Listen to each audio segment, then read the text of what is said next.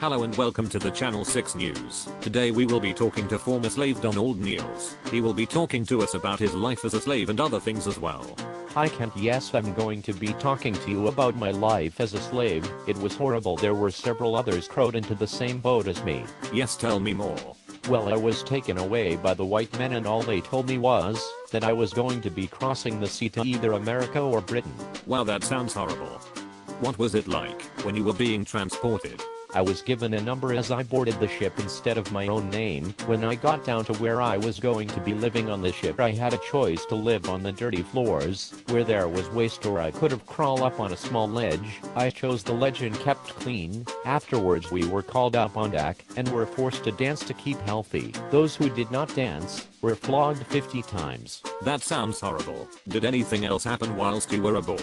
Yes, very much so. When we were on deck, the crew caught fish and ate what they wanted and threw the rest overboard. Or also when we were below deck, you would have to remember our number to get food and water. Luckily I remembered mine and got fed and kept healthy. Anything you would like to mention? Anything else about your life on the ship? Yes, one more thing I would also like to say about the security of the ship. Okay, fire away. Well, if slaves tried to escape of the ship when they were on deck, they would jump off the ship. They would be caught in a net and be flogged once caught.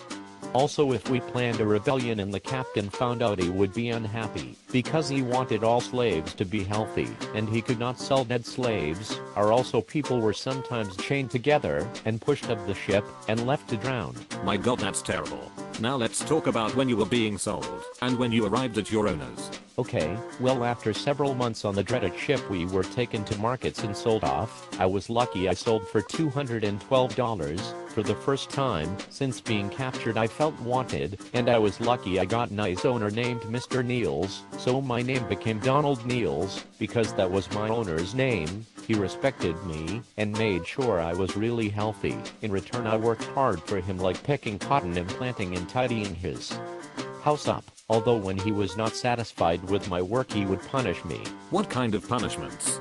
Physical abuse. I was either flogged, chained up on the neck, or chained to another female slave. These were all bad because they were all painful. Sometimes Mr. Tom took me to the market to help him sell his goods like silks, cotton, clothing, mirrors and jewelry, and trade for sugar and tobacco from the Caribbean islands. Also, through the experience of being slaves, I have learned what effect the slave trade has had on the Caribbean. The British Empire attacked the Caribbean, and they made their own tribes nearby to the other tribes because they were so close they could see everything. Once the British were playing cricket and the other tribes saw it and copied it, and now if you notice, now a lot of the Caribbean play cricket now. For example, West Indies.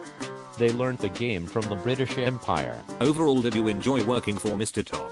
No, not really, because I was trapped and forced to work for somebody for 20 years. Not that I dislike Mr. Tom, just being a slave was a nightmare and a horrible experience. Thank you, Donald, for telling us your thrilling story. It really is amazing what effect the British Empire had on the slave trade.